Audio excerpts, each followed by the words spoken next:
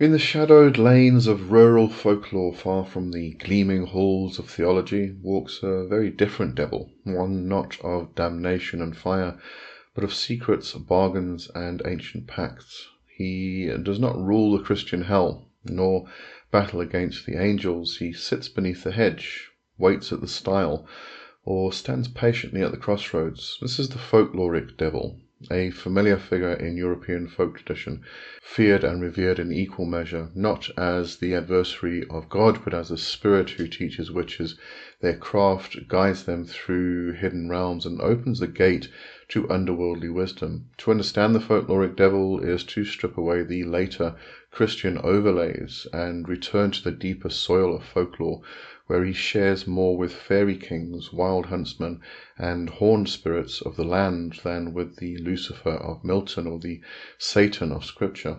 He is often a shapeshifter, a trickster, a mentor, sometimes cruel, but never without purpose. He is the initiator of the cunning path, the master of witches, and the giver of the Black Book of Art. The Black Book, also known in various traditions as the Devil's Book, the Black Book of Shadows, or simply the Book, is more than a grimoire. It is a personal magical ledger, a living document of a witch's relationship with their spirit allies, and most critically, it is often described as a tangible representation of a pact with the devil or his emissaries. In folk belief, to own such a book was to be marked as one who had gone to the devil, not in a moral sense, but in the sense of one who had stepped beyond the veil of normal society to walk the crooked path of power. This video explores the folkloric devil not as a Christian symbol of evil, but as a deeply rooted figure of folk magic and rebellious wisdom.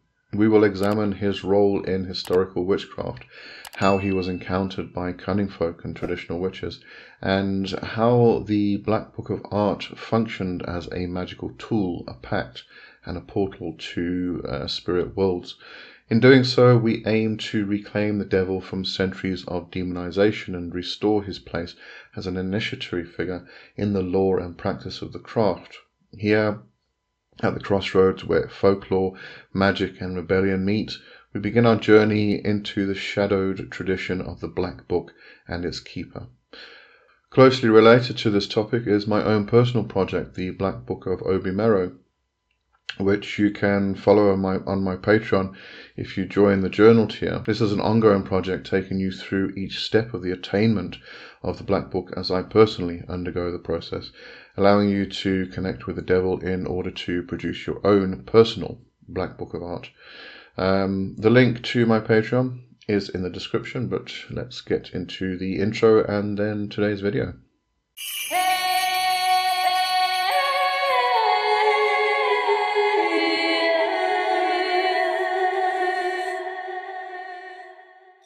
The devil of folklore bears little resemblance to the grand adversary of heaven described in Christian theology. Rather than a fallen angel waging cosmic war, he appears in the tales of witches, cunning folk, and rural communities as a spirit deeply tied to the land, to animal forms, to secrets kept in hedgerows and forest paths.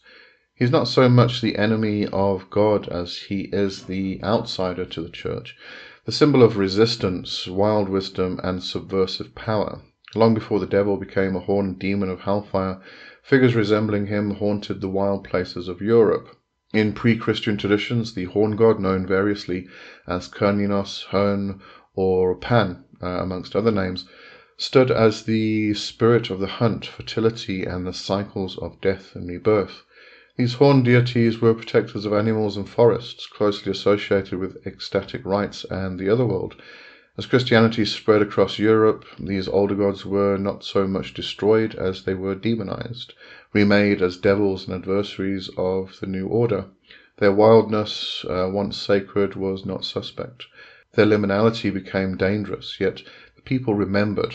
The Christians renamed the god of the old religion, and what emerged from the slow cultural collision was the folkloric devil, a composite spirit, part horn god, part fairy king, and part feared outsider.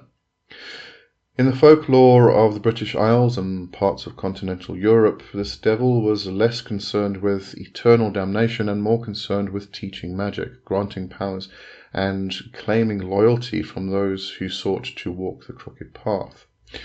He was the black man of the Sabbat, the initiator in dreams, the one who marked his chosen with a kiss or a scratch or the giving of a book. This devil was not necessarily malevolent, though he could be stern or even dangerous, but he was the one who stood outside the boundaries of Christian respectability and offered power in exchange for devotion. Witch trial records from the early modern period offer valuable glimpses into how this folkloric devil was understood by those accused of witchcraft. While shaped heavily by the expectations and interrogations of religious authorities, many testimonies describe a devil who came not with hellfire but with gifts. He offered second sight, taught healing charms, revealed the names of spirits, and instructed the witch in arts of both harm and protection. In these records, the devil frequently appears as a familiar spirit, sometimes in animal form, a dog, cat, toad, or black goat, or as a man dressed in black, often described as having cloven feet, bright eyes, or wearing old-fashioned clothes. He might come at night in dreams or during the lonely walk through the woods. What is striking is the consistency with which this devil takes on the role of teacher. He initiates the witch into her powers, grants her magical sight, and offers her the means to work spells, call spirits, and bring change into the world. In some cases, the devil is a solitary spirit. In others, he is surrounded by a host of familiars or even an entire company of spirits. He may appear as a nobleman, a shepherd, or a rustic peasant, always slightly otherworldly, always liminal. He blurs the lines between daemon and fae, god and ghost, animal and man. The devil's pact, as understood in folk magic, is not the soul-selling contract popularized by medieval church propaganda or later Gothic fiction. Instead, it is a magical and spiritual alliance. The witch pledges loyalty, not obedience, to the devil, and in return receives access to hidden knowledge and power. This may include the ability to heal or curse, to speak with spirits, to cross into the other world, or to gain insight through dreams and omens. The pact is often sealed in symbolic ways, through blood, a mark, a ritual kiss, or the gift of a book or spirit name. It is less a legal contract and more a spiritual bond, akin to a fairy compact or a dedication to a tutelary deity. The folkloric devil is often accompanied by other spirits whose roles overlay with his own. In Cornish and Welsh folklore, Bucca appears as a spirit of the sea and storm, sometimes confused with or conflated with the devil. In other cases, he is seen as a distinct but related entity, perhaps a regional mask worn by the same primal force. In parts of northern Europe, tales abound of black men who appear at night to guide witches, test them, or invite them into a secret fraternity. Names vary, Obi-Meru, Simiam, or others, but their function is often the same. They are teachers, initiators, and guardians of the magical path. These spirits, whether called devils, demons, or familiars, are not evil in the simplistic sense. They are spirits of the threshold, liminal beings who grant access to knowledge that is hidden, dangerous, or forbidden. To approach them requires cunning, bravery, and the willingness to walk between worlds. They are the allies of the witch, not because they serve her, but because they recognize her as one of their own, a liminal creature herself, who steps outside of social norms to engage with forces others fear. In the context of cunning folk and village magicians, the devil sometimes appears more abstractly as a source of magical lineage or power. The wise woman or man may not claim direct contact with the devil, but their knowledge is often attributed to a secret source, a spirit who taught them in dreams or gifted them a book. In this way, the folkloric devil functions not only as a literal figure, but also as a metaphor for the source of forbidden or outsider knowledge, a symbol of the mysteries that lie beyond the hedge, the book, or the self. Ultimately, the folkloric devil is best understood not as a monster or tempter, but as a spirit of initiation. He is the one who stands at the boundary and offers the key. He asks for a price, not damnation, but devotion. In return, he grants the witch the means to walk the crooked path with power and purpose. He is the shadow teacher, the patron of the wise, and the familiar spirit who whispers from behind the veil. To know him is to step outside the world of safety and conformity and into a deeper, older current of magic. In folk witchcraft, the Black Book of Art is more than a grimoire. It is a living artifact of sorcerer's power, a spiritual ledger, and a vessel for the pact between the witch and their familiar spirits. It is not a mere collection of copied spells or ritual instructions, but a unique and evolving document created through direct experience and relationship with the spirits of the craft. Where mainstream occultism might treat grimoires as fixed tomes of inherited knowledge, the Black Book is personal, dangerous, and alive. And the name Black Book is not just a reference to its physical appearance. While many such books are bound in black, the term also reflects its contents and its role in the practitioner's life. It is black in the sense that it belongs to the hidden side of magic, the shadow path, the forbidden law, the pact made in silence. To possess a black book is to mark oneself as someone who has been initiated into secrets, whether by the folkloric devil, a familiar spirit, or the dead. In various European folk traditions, black books were associated with power and fear in equal measure. In Scandinavia, these Svarteboken, or black books, were believed to contain charms and magical instructions passed down from the devil himself. These books were thought to grant their owners the ability to heal, curse, or command spirits, but always at a price. In parts of Finland and Iceland, similar texts under the name Cyprianus circulated, attributed to Saint Cyprian of Antioch, a Christian magician said to have mastered the black arts before converting. These grimoires often blended Christian prayers with demonic conjurations, folk healing, and sympathetic magic, reflecting the blurred boundaries between church and sorcery in rural magical practice. The Black Book of Art in British folk tradition, while less formalized than its continental cousins, serves a parallel role. Among cunning folk and witches, it functioned as a written companion to the oral and experiential learning passed on by spirits, family members, or the devil himself. The book contains spirit seals, invocations, charms, recipes, and personal notes, often written in cipher, symbolic language, or an invented script to keep the contents concealed. It was both diary and spellbook, often begun after an initiation experience or dream encounter with a guiding spirit. The creation of a black book often begins with the establishment of a relationship with a familiar spirit or otherworldly teacher. In many traditions, this encounter takes place in dreams, trances, or liminal sites, such as crossroads, graveyards, or wild places. The spirit may offer a name, a sigil, or a binding mark. In some tales, the devil physically hands the witch a book. In others, the spirit dictates its contents over time, instructing the witch on how to inscribe each charm or rite. This process is never passive. It requires the witch to actively record, test, and adapt the teachings, and in doing so they begin to shape the book into a true magical artifact. The Black Book thus becomes a record of the pact, a spiritual contract between the witch and their familiar. Unlike legalistic models of demonic pacts, this relationship is often organic, built on exchange, loyalty, and respect. The witch may offer blood, dreams, or acts of devotion in return for knowledge and power. The book acts as a physical focus of this exchange.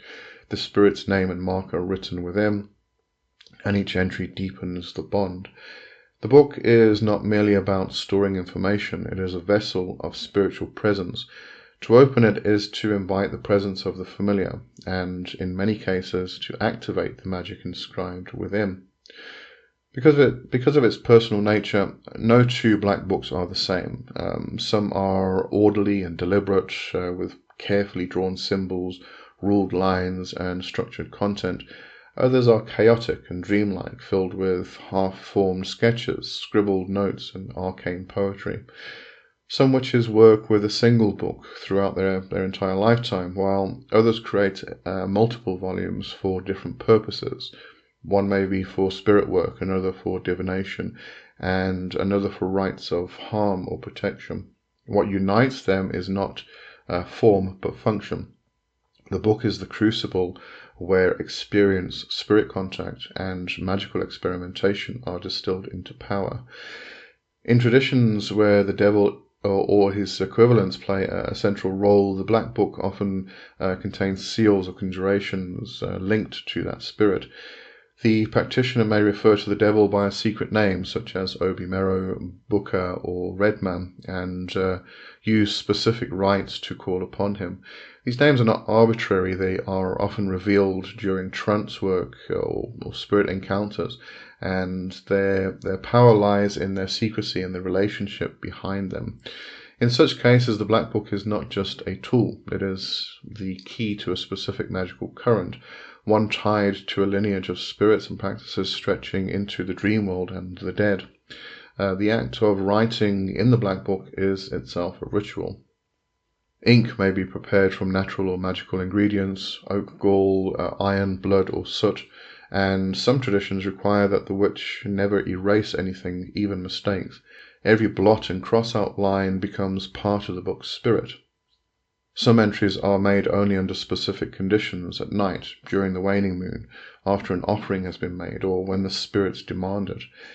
In this way, the book becomes a companion and vessel, haunted, in a sense, by the energies and entities that have shaped it.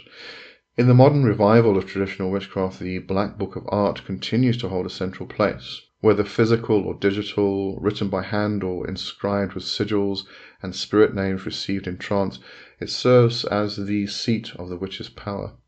It is not a commodity to be purchased, but a work of art forged through vision, pact, and practice. Some contemporary witches adopt the Black Book model as part of a reconstructed folkloric practice, while others receive direct instruction from spirits and build their books organically. In both cases, the essential principle remains. The Black Book is not a product, it is a relationship. Where modern occult grimoires often aim to codify magical systems, the Black Book resists such formalization. It thrives in the in-between, the crooked, the dream-touched. It is written not in the language of academia, but in the cryptic speech of spirits and shadows. It is the witch's private gospel, the devil's ledger, and the map of the practitioner's journey into the hidden arts. Ultimately, the Black Book of Art is not merely an object, it is a testament. It records the witch's path, the spirits they've allied with, the rites they've performed, and the knowledge they've dared to seek. To open its pages is to step into the realm of the devil, to honor the pact, and to reclaim the wild legacy of the cunning craft. In the modern revival of traditional and folkloric witchcraft, the Black Book of Art and the figure of the devil have re-emerged, not as relics of superstition or theatrical props, but as potent tools and living archetypes within contemporary magical practice. Far from the sensationalist caricatures of satanic panic or gothic fiction, today's witches and cunning folk are reclaiming these symbols as embodiments of personal power, rebellion against spiritual conformity, and deep engagement with the unseen. This Black Book, in its most practical form, functions as both ritual companion and magical container. Witches record spirit names, seals, charms, rites, trance experiences, and dream revelations within its pages. It becomes a map of personal gnosis, a document that charts the witch's evolving relationship with spirit allies and underworldly forces. Entries may be made after dream encounters, ecstatic rites, or devotional offerings. It is not unusual for a practitioner to open the book only in sacred space, treating it not simply as a notebook, but as a consecrated tool, an object of power in its own right. Some treat their book as a magical being, feeding it with incense smoke, whispering prayers to it, or keeping it wrapped in cloth and hidden from uninitiated eyes. For those working specifically with the folkloric devil, the Black Book becomes a site of ongoing pact.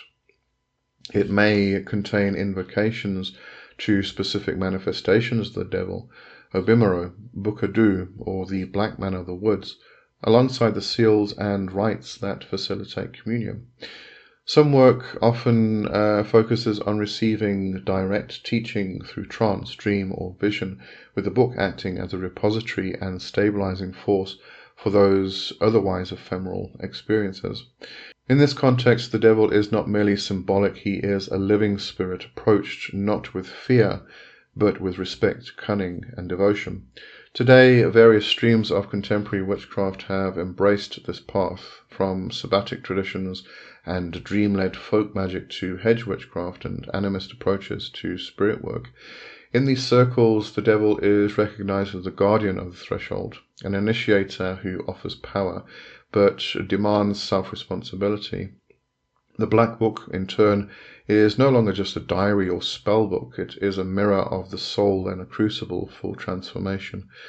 In a world where spiritual commodification runs rampant, the revival of the Black Book and the folkloric devil is an act of resistance. It calls for a return to mystery, to unmediated contact with spirit, and to a craft shaped not by consensus or fashion, but by blood, shadow, and dream.